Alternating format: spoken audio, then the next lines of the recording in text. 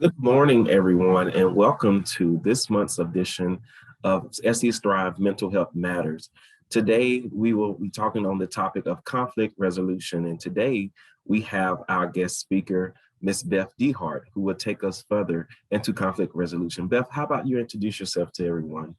Sure, Willie. Thank you so much for having me today. I'm excited that it's Friday. It's Independence Weekend. We've got a lot to celebrate.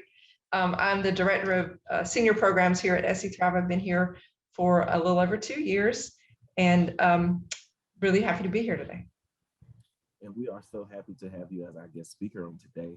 And so what we're going to do is we're just going to move forward and we're just going to tell you a little bit about SE Thrive and who we are.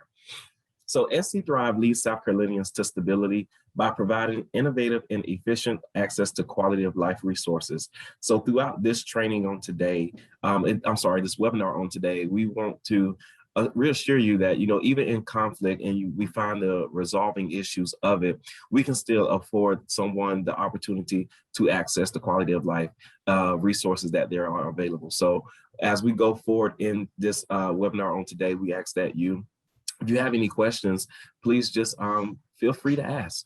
So we're going to continue to move forward and we're just going to dive right into it. And we're just going to once again, give you an overall of our speaker. Just as Beth stated, she joined SE Thrive in February of 2019. And as her role as the director of senior programs, she worked to ensure that South Carolinians are aware of important benefits for seniors like the Healthy Connections Medicaid long-term care benefit and the Senior SNAP in Prime.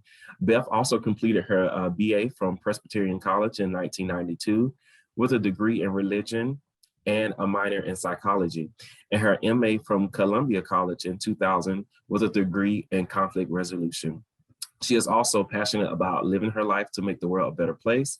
And in her spare time, she is an artist, a drummer, a thespian, and a furniture restorer. So Beth, we are glad to have you with us on today. Thank you, Willie. I appreciate that. No problem. So what is conflict? You may ask yourself, what is conflict? When we look at conflict in the noun part of that particular word, it's a serious disagreement or a argument or typically is projected towards one. So what we're going to go through today, we're going to understand more about conflict and how to resolve the situation before we see the conflict arise. So as we go through this presentation, we ask, like I said in the beginning, if you have any questions, do not feel hesitant to ask them. And so we're just going to move forward and we're going to jump right in. Awesome. Beth? Thank you, Willie. Thank you so much.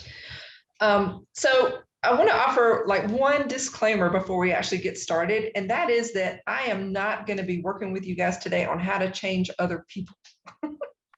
I know oftentimes when we think about conflict, it's always the other guy, right? What they did wrong and why that made us mad, right? But the truth of the matter is we can never change another person. The only person we really ever can change is ourselves. And so I would pose as we get started today, that if we are willing to at least give some considerations to some new thoughts that we might be willing to consider, that might indeed help with some of the conflicts that we find ourselves in. And then, interestingly, when we do potentially modify our behavior or our thoughts or our responses, sometimes that will affect the others that we are in conflict with.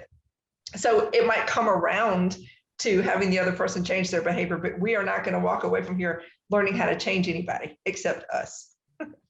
I hope that works for everybody, because that's the truth. Okay, most of us, as we get started, have seen this quote here many, many times in our lives. It's just the definition of insanity. It's a fun little way to think about why we keep doing things over and over again. But we do, right? Many times we will do the same thing over and over again and keep expecting a different outcome. You keep kicking the vending machine, hoping that the Coke will fall out, but it won't.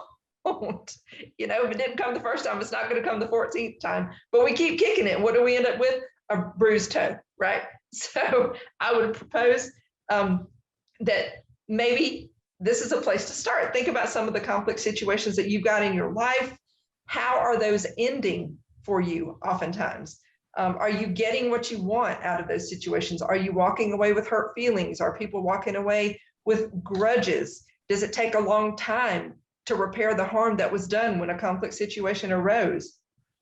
If all of those things are happening and that's not what you want, well, let's return to our definition of insanity. Maybe it's time to consider something new, maybe trying a new strategy to see if we can get to a different kind of an outcome. All right, so I studied conflict resolution for a very long time. It took me 2 full years to finish my master's degree, and we're here for about 50 minutes. So really what I'm going to be able to do, hopefully today, is to just offer you some thoughts, things that you can walk away with and give some new consideration to. And these are all elements in our lives that can land us in a conflict. And so here we are with the screen. Perception, we're going to talk about first, and then communication, and then anger. That one's scary sometimes. And then finding options, and then a thought about humility. So maybe we'll walk away with something that we can, from one of these, that we can try in our own life. Okay, so first off, the role of perception. I can't overemphasize how important perception is, and just acknowledging perception in consideration of conflict, right? Okay, so I have a couple of slides I want to show you that sort of demonstrate this point. So I've got a slide here with 2 boxes. I think we would all agree that they're both gray, right? But Willie, the top one looks a little different than the bottom one. Is that true? Yes. Can you describe the difference? How do you see it? So the top one, it looks more like a charcoal gray, Uh-huh. and the bottom looks more like an ash gray. You sure about that, Willie? I have 20/20, so you know. Well, then that's trustworthy vision right there for sure. And it looks the same to me. It looks the same to me. The top one definitely looks darker than the bottom one, okay? But Willie, what if I told you that these 2 boxes really are exactly the same color? Would you believe me? You have to show me. Okay, let me see if I can show you. I just introduced to this slide, this is a snapshot of those 2 boxes sitting out over to the side. Now, what changed when I showed you these 2 boxes the second time is the background, right? So the first time, the background is very different. It's sort of light blue on top and dark brown-ish on the bottom. And over on the right-hand side with the second time, it's all green. But even with this slide right here, we can still look at the first version of these boxes. They still look different, even though we know that they're not. They really are the exact same color, right? That'll kind of mess with your mind a little bit. Let me show you one more slide. This one is just fun. I can't see people who are on the call, so I don't get to see how silly you look. But the idea with this slide is to just stare at the dot in the center and just move your head back and forth, close and far away from your screen. So just do that for a second. And what happens, Willie, when you do that? So I can see the circles moving in and out. Yeah, they turn, don't they? I mean, it really looks like these circles are turning. I promise you, I'm sitting here hands-free. They're not turning at all, but they look like they do, right? Yeah. What might we take away from these 2 slides right here? I wonder if it would illuminate anything for you. Is it possible that in some instances, just choosing to change your perception of a thing could help resolve or even prevent a conflict? I would propose that it might. So one takeaway here is to check your assumptions. The way that you are perceiving a thing is not necessarily the way that the other people around you are also perceiving that thing, because we have our own filters, right? We have our own blue versus gray background. It comes from our history, it comes from our family, it comes from our education, it comes from the kind of day we're having. Everything gets filtered when it comes in to us, and then we expect it to land the same way to everybody else, but it doesn't. It doesn't. So I would challenge you just to think about your perception. If you're having a conflict situation or you feel like something is moving in the direction of a conflict situation, just ask yourself, is it possible that just the way that I'm perceiving this thing is different than the way that another person is perceiving it? And if you could just check that and say, hey, is this the way that you're processing this thing? Is it, because this is how it sounded to me. And just talking that through, poof, sometimes that can heal the thing right there, prevent it from getting any worse right there. And I promise you that works. It takes a little bit of practice, right? Because we're used to just rolling with it, just rolling with our life the way that we're used to it. But if you take the time to kind of stop and look at it from another person's perspective, sometimes you can get a new perspective, right? So I would say, consider in regard to perception, consider what are you assuming? What do you believe? And what do you know for sure? And sometimes the person that you're in the communication exchange with, their answers to any one of these questions could be different. Their assumptions could be different. What they believe could be different. What they think they know for sure could be different. And I would say, you know, sometimes with that last question, we want to say that things are solid, right? The truth that we understand is solid, it's immovable, but it's not. Willie, I'm sure that you can think of an instance in your life, in your past, when you believed something to be absolutely true one way, and then today you believe it to be different. Even if it's just something simple like science, maybe like you understand that the earth is round, even though it looks to be flat when you go to the beach, right? You know, when we gain new information, we gain new truth and new understandings. And all of that just helps you to see that if I thought it one way yesterday, I might could think about it differently today. And maybe it's me. Maybe it's me. Maybe I could be the one who'd be willing to see things a little bit differently. So what might you gain just by reconsidering your position? Just by reconsidering your position. Maybe you could gain at least the potential to have a less conflict-riddled communication exchange with someone. Okay, so moving on to communication, I will posit that communication is the core to all conflict situations. If we could just get our communication a little bit better, boy, oh boy, we could head off just about everything, I would think. That's not easy, right? Because sometimes it takes a little assertiveness to be able to say what we want and say when something is bothering us and say it in a manner that's respectful. But if we could, boy, oh boy, what a difference that might make. So let me introduce to you 2 communication essentials. I would say, y'all, if you don't take anything away from what I'm going to say today, take these. These are really important. Number 1, at the very least, when you're in a communication exchange with someone, they want 2 things. They want to be valued and they want to be understood. When you're in a communication exchange with another person, they want to be valued and understood. Now, I know that you guys have seen instances where you're talking with somebody and the conversation goes like this. I say something about me, you say something about you. Then I say something about me. Then you say something else about you. And then I say something else about me. And then you say something else about you. That's not really good communication. And it definitely is not accomplishing this point. I'm only valuing and understanding myself in a situation like that. And so is the other person. So how might we value and understand the other person? Well, it's called reflective listening. It's a powerful tool. It's very valuable. And I would say it is the most important communication skill. If somebody takes the time to stand in front of you or call you on the phone and have a communication exchange, check for understanding, ask them questions, clarify their intent. Make sure you're doing what number 1 says here. You're valuing them and understanding them. Guess what? In 5 minutes, you're going to be able to talk about yourself to somebody else. You'll have your point, your moment on the stage in just a minute. So for the time that this one person has something they want to share, let them share it. Say things like, wow, that sounded hard, or oh my gosh, that sounded really scary, or did I understand that you went to New York? You know, anything to kind of keep the focus on the person who is talking for that moment in time, rather than pulling it over to yourself and talking about you. It's valuable to them, and that's called reflective listening. Here's the summary of reflective listening. Ask clarifying questions, restate what the speaker has shared, identify what emotions are involved, saying things like, oh my gosh, you sound so happy. Oh my gosh, that sounds scary. You know, it just really, really validates the person when they're sharing the thing, and it helps them to feel valued and understood. And it's so easy, right? We tend to want to talk about us. I don't know why. I really don't know why. But again, I promise you, in 5 minutes, you're going to be able to talk about yourself again.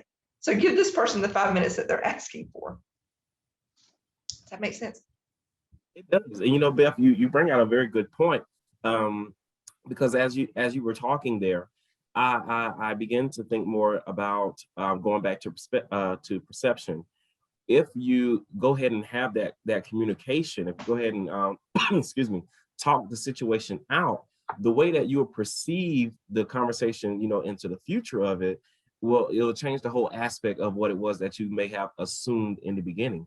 So I understand that as we're going forward, communication is like really the base root of trying to resolve that conflict of whatever it may be. So Absolutely. I'm really enjoying and grasping what it is that you're teaching about right now. Thank you, Willie. I appreciate that so much. And truly, communication, we probably should have started with that because everything overlays on top of communication. It really does. Okay, and we're going to move on to the scary one now. Ooh, it's anger. Oh my gosh. Oh my gosh. Think about the last time you were angry. All right. You can hold that moment in your mind. I don't want you to hold on it too long because nobody likes that idea.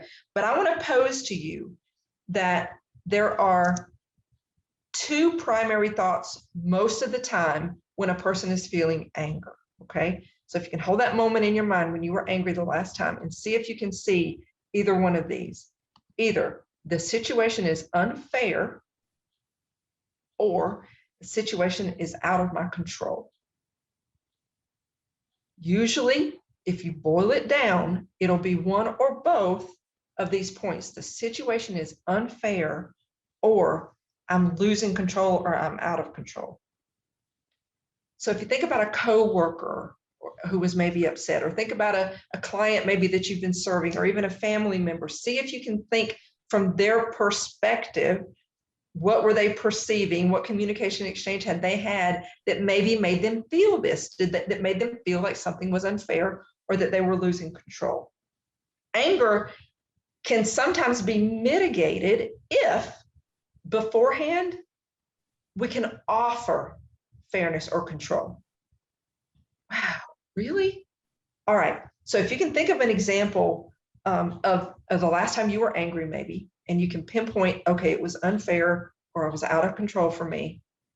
What if somebody beforehand had said something to you like, Willie, I know this is probably going to feel unfair, and here's why we got to do it this way anyway. At least it had been acknowledged. The potential for unfairness had been acknowledged, and you understood that there really wasn't a choice. Now, we know that in life, we're adults, right? There are things that we just got to suck up. There are. Sometimes we just got to suck it up. But if at least a person acknowledges that we're not going to like it, it can help us to not feel so mad, right?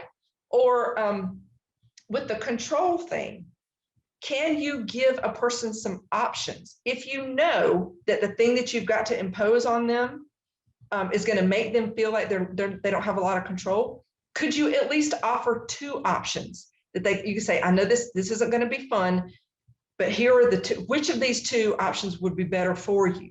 And at the very least, they were given some control over those two. They may have both been terrible options, but at the very least, you acknowledged that they had some say in the thing, and that can mitigate anger right off the bat.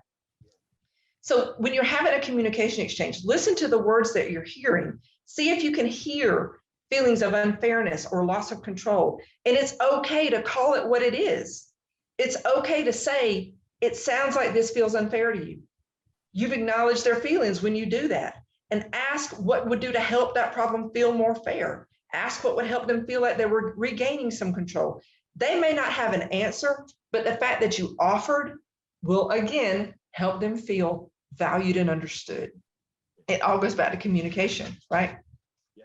Okay, so moving on, keep those two ideas in mind. The situation is unfair or it's out of my control. Now, we're going to go into, this is powerful for me. I really like this idea of anger escalation, okay? All of this, what we're about to talk about, happens really, really fast, okay? We will have a situation that triggers us, right? We all got our pet peeves or our button that gets pushed, right? And then when this happens immediately, you have a set of thoughts around that trigger. Then you have some emotion that gets involved. And then you do something in response. And then there's some sort of a consequence. Okay. Now, Willie, let me ask you, again, this all happens really, really fast. Okay. Sometimes from number 1 to number 5 could be a matter of seconds, 60 seconds or less sometimes, right? But I will pose, that if you get to that consequence and it's not a consequence that you like, your anger is out of control, you've said something that hurt someone's feelings, you did something that maybe was unsafe or whatever, if we back down this little escalation set of stairs, we can get to a place where we can change that outcome a bit. So Willie, what is the earliest point in this staircase that you feel like we as individuals could create a different outcome? I would say at number 3. And why do you say that? Once your feelings get involved, it can really turn from either great to worse. And so I think right at number 3 will be the defining point of trying to get your anger situation. Right. So taking some deep breaths or going for a walk or something to kind of rein those emotions in. Definitely. That's a great place to go if we can do that. We do it with little kids all the time. We'll say, go take a walk, go sit in your room for a few minutes until you calm down, right? Excellent. I will pose, though, that we could go one step earlier than that. We can actually impact the thoughts that we have to keep that emotion from getting engaged in the first place. So let me give you a quick story. I'm gonna shorten it a little bit. But I used to have really bad road rage. I'm a pretty peaceful person. I try to live my life pretty peacefully, but man, on the road, I was a different Beth. And I had an instance one day when a person had made me angry and I had made them angry and they ran me off the road. We were on the interstate going 80 miles an hour. I had a role in that moment and I had my baby in the car with me. He's 21 years old now, but at the time he was 2. And I was like, okay, I really could have caused myself or my child some serious injury here. And I acknowledged, yeah, I was really angry in that moment, but I didn't have to be. So as I got back on the road and I continued to drive, I was thinking, where did this come from? What happened? And I tracked it back to a set of thoughts that I was entertaining when this guy got behind me. And the thoughts went like this: who are you to think you have a right to go faster than I am when I'm already speeding? Right? That was a set of thoughts that were I felt that the thing was out of control. The situation was out of control for me. This person was pushing me, he was being unfair with me. I'm already speeding. Why do you think you got to go faster than me? All of that was going on. And my thoughts were, you don't have a right to push me around on the road like this, right? I was pushing back on that control. This person was trying to take control over me, and I was pushing back on that, right? Well, it landed me on the side of the road with the potential for injury to myself or my child, and that was not okay. Okay, so I said, all right, what can I do moving forward to keep this from happening again? Because y'all, that was the first time I've gotten run off the road, but that was not the first time I picked a fight on the road with somebody. Not proud, I'm not proud, but that was the truth. I said, okay, this trigger is the person's getting on my butt when I'm already speeding. I said, all right, what can I do when that set of thoughts starts? You don't have a right to push me around. I said, okay, wait a minute.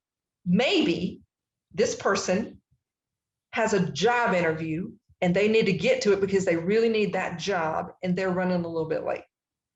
Well, that would be a good reason that they had a right to go faster than me in that moment in time. Or maybe, they have an emergency and family members in the hospital and they're trying to get there.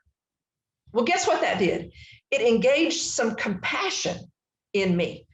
All of that may have been true. The people on my butt might have been jerks and just bullies on the road. It's quite possible.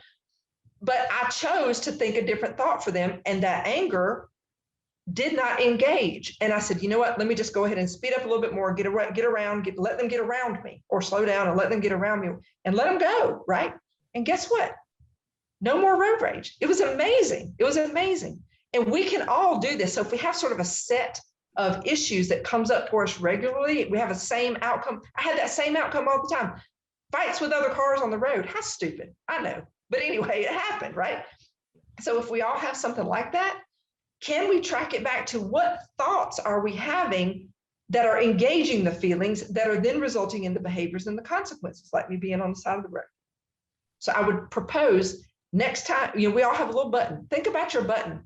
What button is being pushed for you? And is there a set of thoughts that you can think that's different, that would stop this anger escalation even earlier. And let me take us to this slide, which is, I love me a good quote now. Abraham Maslow was a father of psychology in America. Well, I think he was American, but he had this amazing quote. He says, if the only tool in your toolbox is a hammer, then every problem looks like a nail, right? On the road, my hammer was riding people's butts and not letting them pass me when they needed to pass me. That was my hammer, because the problem was, you think you have a right to be in a place where I am on the road. Well, that's just silly. So I developed a new tool. When I started my new set of thoughts, my new tool was more like a screwdriver, or maybe it was a leaf blower or whatever. It was a different tool to take to that particular conflict situation. And it really did result in different outcomes. It really did, right? So here we go. Try something new. We've talked about perception. Consider, is your perception contributing it? How about the communication? Is there something in the communication exchange that you can do to just affirm the other person? What tool could you develop that you could try? Maybe not every tool works for you, and that's okay. But the point is, you're trying something new, right? Here's this other quote here. If you keep doing what you've been doing, you'll keep getting what you already got. It's kind of another way to say the definition of insanity, right? But it's a meaningful question. Are you getting what you want? And I'm going to make some assumptions here that what you want is a more peaceful life. I'll be real honest with you. I have a more peaceful life now because I intentionally chose one. And it's because I developed some new tools in my toolbox. It made a huge difference for my life. Okay, so next is the role of options in considering how to resolve a conflict situation. There are always more solutions to a problem than are readily apparent. Ooh-wee, people in a conflict will come to that conflict with one answer in mind. This is the thing that I need in order to solve this problem. This is what I need you to do to solve this problem. Well, guess what the other person is doing? I have a different solution, and it's not that one. One person comes with their idea of a solution, the other person comes with their idea of a solution, and very rarely are those the same. But the truth of the matter is, there's more options out there to solve it. We've heard of this idea of a win-win, right? A way that a problem can be solved where both people walk away feeling like they've gained something and not feeling that there's a winner and a loser. It's a really important approach to trying to resolve a conflict. How do we find a new solution beyond the ones that we're both bringing to the table? Okay, hold that thought and let's talk about the idea of a position and an interest. The position, a person's position, imagine a conflict situation, a person's position is the presenting problem, right? Maybe Willie might say, Beth, you talk over me in meetings all the time. I might. I'm sorry, Willie. I'll try not to. But the interest, what is the bottom line, what people really want? Well, if I'm talking over Willie in meetings all the time, and that's a problem for him, which it should be, then the bottom line is he wants his chance to be heard. Well, that's completely fair. That's completely fair, right? But the presenting problem might be, he goes to my supervisor and says, Beth is rude. Beth is rude because she talks over me all the time. But really what he's looking for is somebody to level the playing field so he can be heard at work. It makes total sense. The focus when we are trying to resolve a conflict is on the interests. Let's dig a little deeper. Let's try to ask a few questions and see if we can get to the bottom of what the thing is. I mean, can you think of a conflict situation where a person just kind of went off the deep end over something simple? Like, I just used your fork. What's the big deal when a person's bouncing off the walls, right? Well, the problem might not be that I used their fork. It might be that I've used their fork and then I took their spoon home and then I invade their office all the time and they're feeling that they're not valued as an individual. That's probably the interest. But the position is, Beth is rude because she keeps using my fork at work, So usually the presenting problem is that's not the first time that thing happened. Something has happened before that and before that and before that kind of caused this explosion. So let's try to find out what is underlying this and can we solve that thing? You can put the Band-Aid on the situation all the time, but it's not until you do the surgery and correct take out the tumor that you're going to actually get past it. Here's a couple of examples. Maybe my stated position in a conflict situation is I'm giving up on this client because they never respond to my requests in a timely manner. But maybe my interest is I'm worried it'll reflect badly on me if this client drags their feet. So the presenting problem is, I'm going to take this person off of my caseload. Well, why? Why are you going to do that? Well, because there's probably other things that we could try to help them come along, whatever. But really, I'm worried that their behavior is going to reflect badly on me. Well, if I'm a supervisor, that's an important distinction. If I'm a supervisor, okay, let's look at this statement here. I'm worried that this client's behavior will reflect badly on me if this client drags their feet. Is there a loss of control there? Yeah, I can't control what the client does. Is the person feeling valued for the work that they are doing?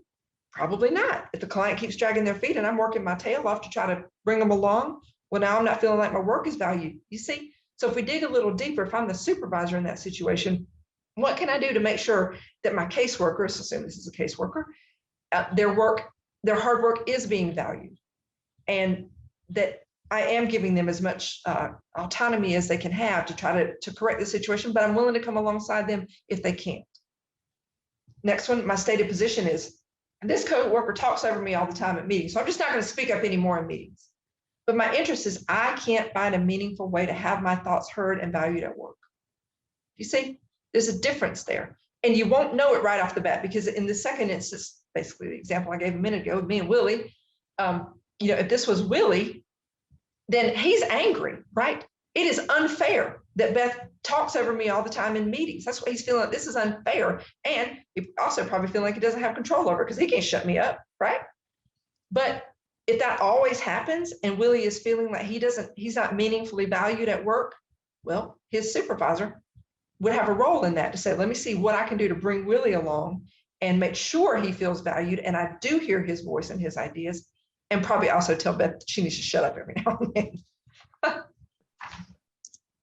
So consider, if there is a conflict situation, what is the issue? Again, it may not be obvious. It might be a difference between the position and the interest. What relationship is involved? This is really important, y'all. If it's a supervisor, supervisee, child, parent, teacher, student, neighbors, whatever, that relationship really matters. And it can give you a pivot point when you're trying to help them solve the conflict situation. Who's involved? What degree of trust does each person feel? Who has power or authority? All of that really matters. And then the emotions, what past or present feelings are at play. Each of these speak to the options that the parties are willing to consider. It's often helpful to have a neutral third party, if you can, to help in a situation like this. And one key factor is the value each party puts on the relationship. This is really key. If they are willing to give the relationship up, well, then the conflict might cause that. They're just like, throwing my hands up, it's not worth it for me. But if they're in a relationship, they are coworkers, they're going to continue to be coworkers, or they are spouses, they're going to continue to be spouses, then that gives you a pivot point. Okay, good. We agree you both want to maintain this relationship. Now, how can we move past this? All that just takes some conversation. And again, that third person involved can be very, very helpful in that. We do want to look for each party's interests, acknowledge their emotions, and then build on that relationship. Always try to seek common ground and acknowledge that and build toward consensus from there. Yeah, you got two big things that you're disagreeing on, but let's try to find a place where you do agree. Maybe we can work around the disagreement from there. And y'all, anybody that knows me knows I love a brainstorm. Oh my God, I love a brainstorm. Why? What a silly thing to say, Beth. You love, okay, why? Well, remember the slide from a couple slides ago that said there's always more than one way to solve a problem than what's readily apparent? Here you go. This is a good place to start.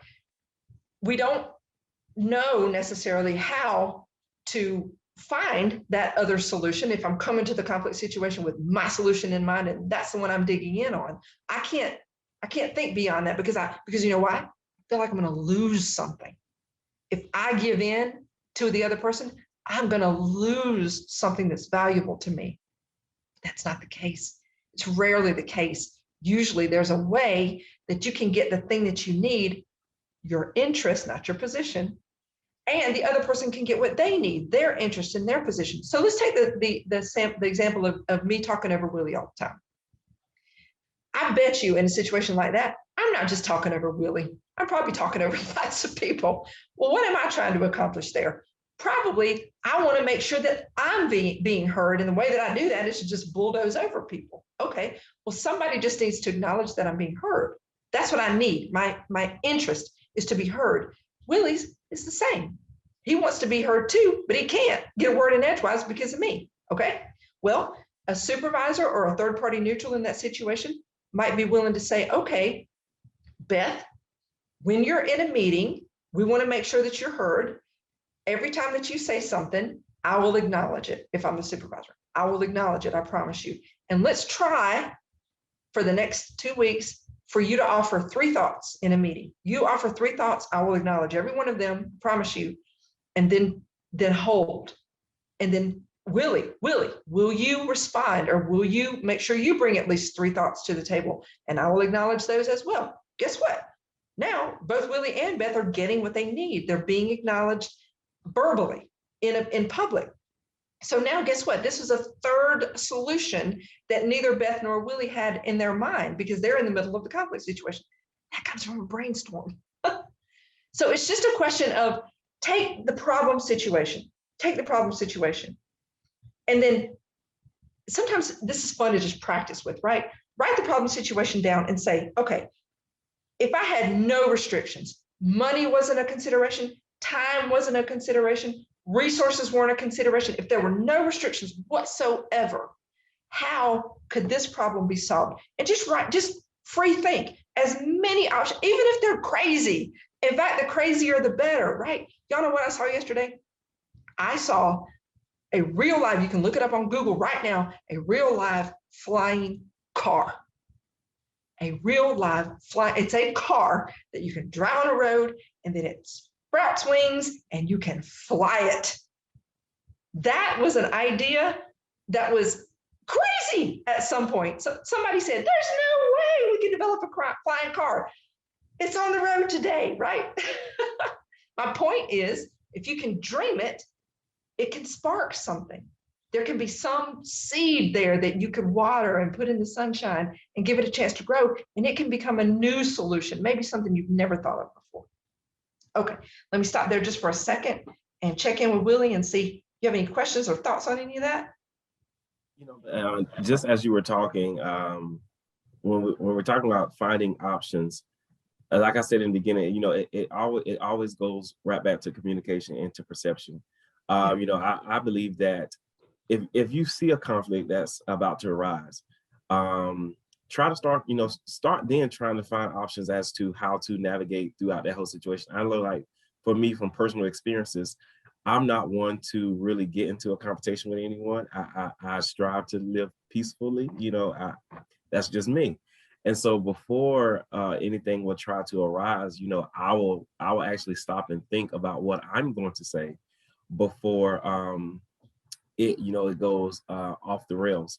You know, another thing that we fail to realize and that you brought out is that most of the time we'll just talk about us, or me, and we're really not trying to get to the root of the situation because we're talking about like what we want and what you want, but it's not really bringing anything, you know, to a halt or to a end at that. So just looking back over and really trying to figure out what is the root of the situation, and really getting to that part will help us with the other solutions that can come in the end. So yeah, like I said in the beginning, it really brings all of what we have covered so far into a different light, and trying to bring it all together, and being able to find those options and being able to even communicate in a different way that you have not, you know, done so far, because we all have different ways of communication.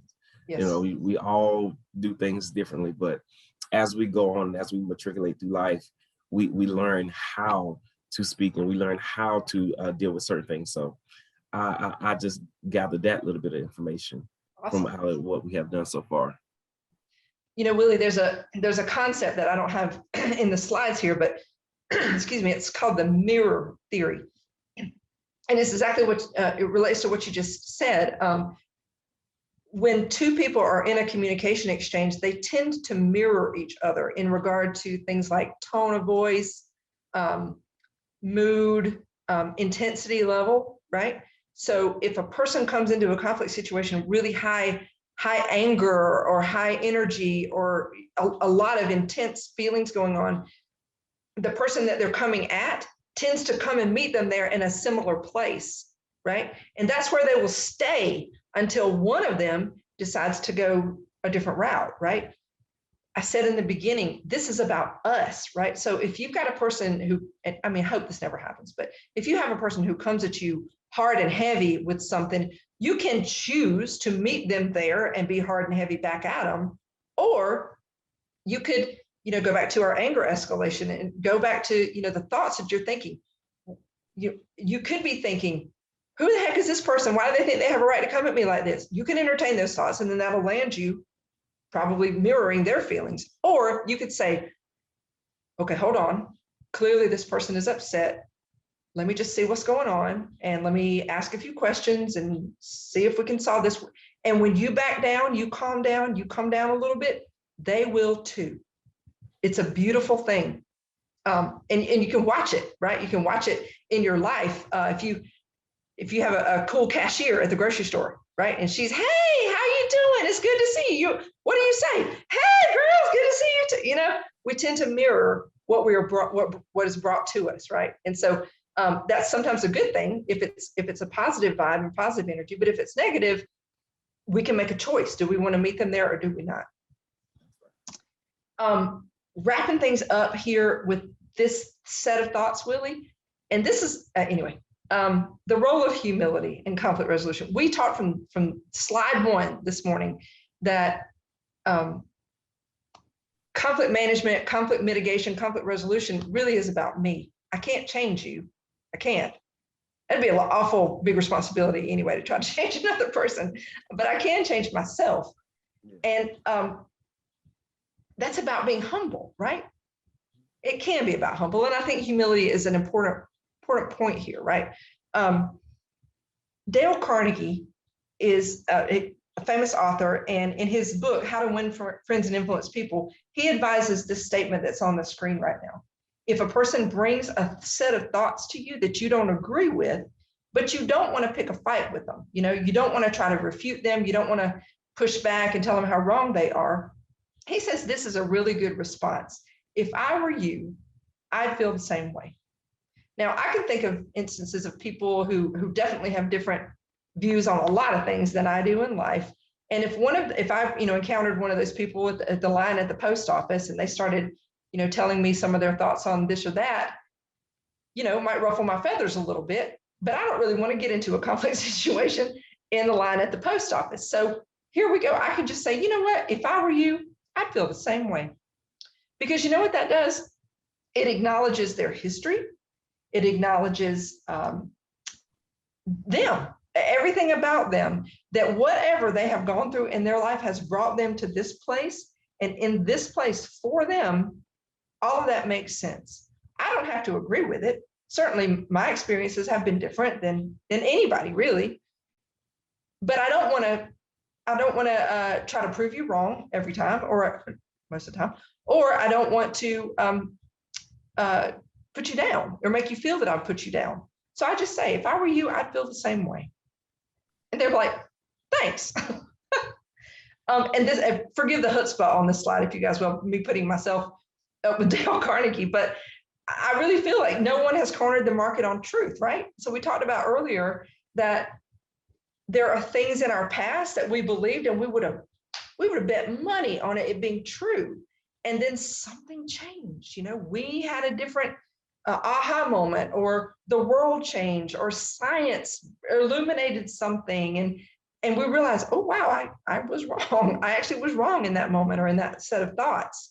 So if we dig our heels in and say, no, I don't care what evidence you're bringing to me, I believe this.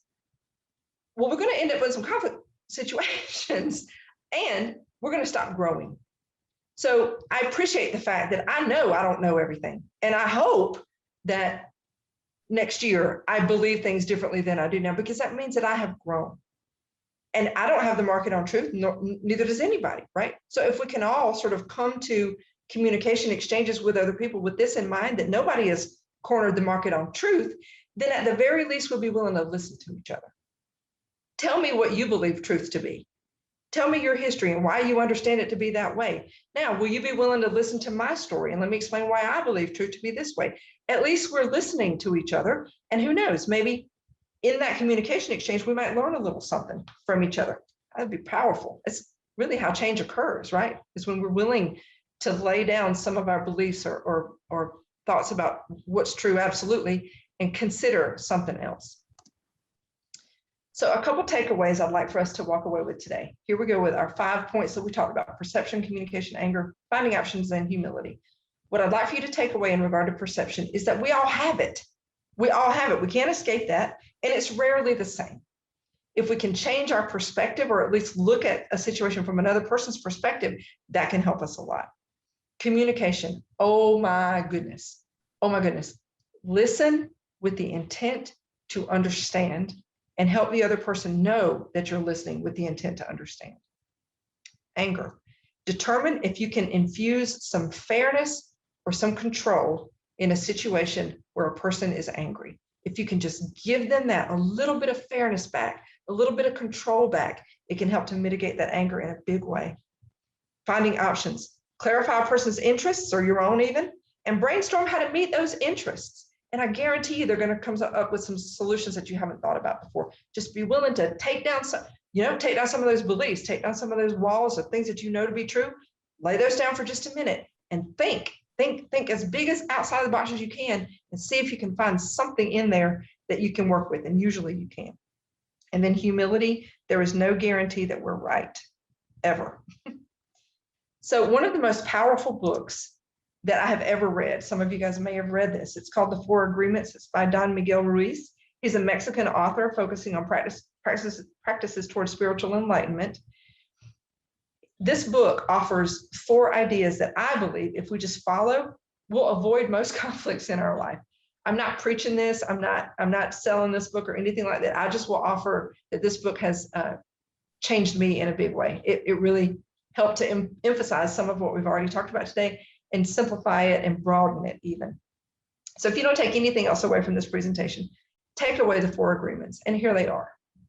Be impeccable with your word. Don't take anything personally.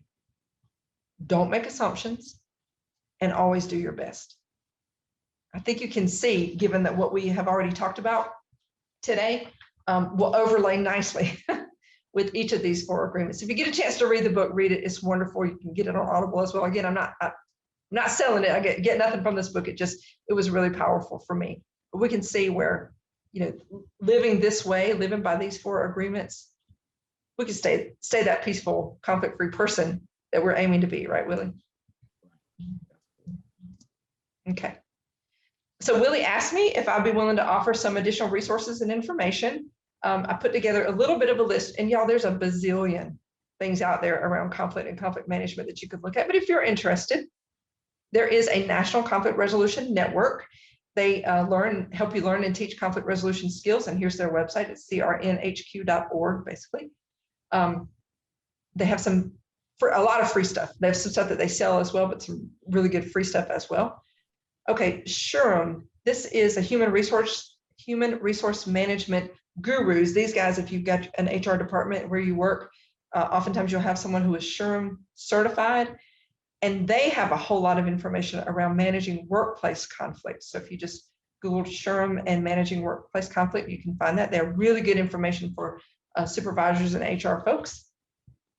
Here's some really good books that I like by people who are sort of pioneers in this field. Difficult Conversations, How to Discuss What Matters Most by Stone, Patton, and Heen. Changing Lenses, and then also the little book of Restorative Justice by Howard Zehr.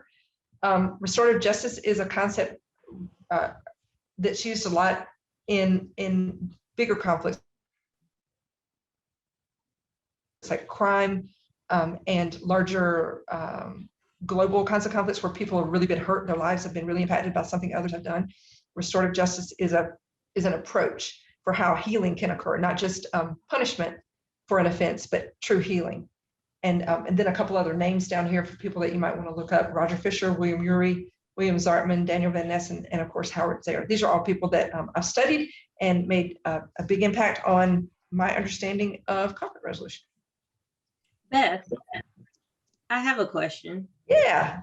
Tangi McNeil in the chat said, how do you get a father and a son to seek a third party to mediate with them, considering it a stigma, without them considering it a stigma? Sorry. Well, okay, so I would have a couple questions, follow-up questions to that. How are the father and son interested in improving their relationship? I think that would be a first key question. If the answer is yes, they do want to make things better, there are options for going through mediation with a third party that are completely private. All mediation is completely private. There's a lovely place in Columbia called the Midlands Mediation Center, and they have trained mediators who can sit down with people and help them work through whatever. I get that stigma part, but I would say if there is another person in the relationship, maybe the mom or a sister or somebody else who could ask a couple questions and kind of, remember we talked earlier about find the things that you do agree on. If you can pull out some of those things, like, do you both value each other? Do you love each other? Do you want to maintain a relationship? Do you want to improve your relationship? If you can get a yes to any of those questions, then you can go to our definition of insanity. Well, maybe we need to do things a little bit different because what we've been doing isn't getting us there, right? Maybe you could read a book together, read one of these books. There's another really good book called Getting to Yes. That's sort of a standard in conflict resolution. Maybe if it's his mom asking, maybe you can, as a family, propose that we read a book together, and it can help, let them see from another person that there's options for how to solve the problem besides what they've been trying. I think if it were me and I were approaching that, I would probably try to get them to a place where they both acknowledge that things could be better, things could be going better. And if you can get them there, then you can say, okay, what could we do to get to that point, to that better point? You could also do simple things like get them to agree, see if they'd be willing to some simple agreements like, okay, we're not going to argue on Saturday. Can we agree that we're not going to argue on Saturday? No backbiting, only positive encounters on Saturday. Or even Saturday morning, something like that. What that would do, if they would be willing to agree to something like that, then they would see that when Saturday morning comes and they get through Saturday morning without a conflict, they can do it. They can tap into something within themselves that they haven't been tapping into before that would help them see, oh, maybe I can try something different for this moment in time. And if I can try it for this moment in time, maybe I can try it for another moment in time. So that would be a couple of starter ideas. Maybe that's a little bit helpful at least. Thank you. Sure. Okay. Willie, turn it back over to you. Thank you so much, Beth. And once again, we thank you for being our speaker on today to take us through conflict resolution. And I do appreciate all of the information that you have went over with us on today. And I'm just excited. I have learned a lot today and I'm excited. And I'm pretty sure our viewers are excited as well. If you enjoyed this webinar on today, please go to our survey monkey and complete the evaluation on this particular topic on today. As we continue to move forward, we're getting ready to wrap up and we're getting ready to leave for today. But I would like to just go through a few more things with you that in regards to SE Thrive. We do offer mental health first aid classes. We do both adult and youth mental health. If you so desire to be a part of those classes, you can go to our website, which you see below, and you can register for any of those classes. It's a great class to take, and it helps you understand the signs and symptoms of someone who may be dealing with a mental health illness. So if you find yourself in that situation to where you would like to become a mental health first aider, please take the initiative to go to our website and register for one of those classes, either adult or youth. Also, we'd like to welcome you all or invite you all to our annual training this year, which will be held in Charleston. And our theme is Unraveling Social Determinants of Health. It will be held September the 27th and the 28th. And we are so excited to be going to Charleston, for our annual training this year. Also, SE Thrive will not be the company that it is today without our sponsoring partners. So we are truly thankful for all of our partners that help sponsor us and help us keep going and providing the information that we need to afford to our clients. So we are super excited for our sponsors.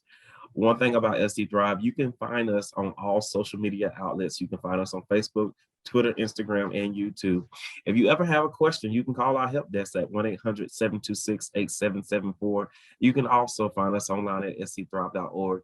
Once again, my name is Willie Bennett Jr., and I have enjoyed this conversation with Beth DeHart on today as we talked about conflict resolution. Beth, do you have any closing remarks for us on today? Just thanks. Thanks to everybody who's joined us today. I hope something that we said today was beneficial. I'm happy to share my email address if anybody had a follow-up question or wanted to talk more about any of it. It's B as in Beth DeHart, DEHART at scthrive.org. So BDEHART at scthrive.org. I'd love to hear from you guys. And I do wish you a very, very peaceful day. Thank you, Beth. And thank you all for attending today. And just remember that wherever you go and whatever you do, mental health matters. Have a great day, and we love you all.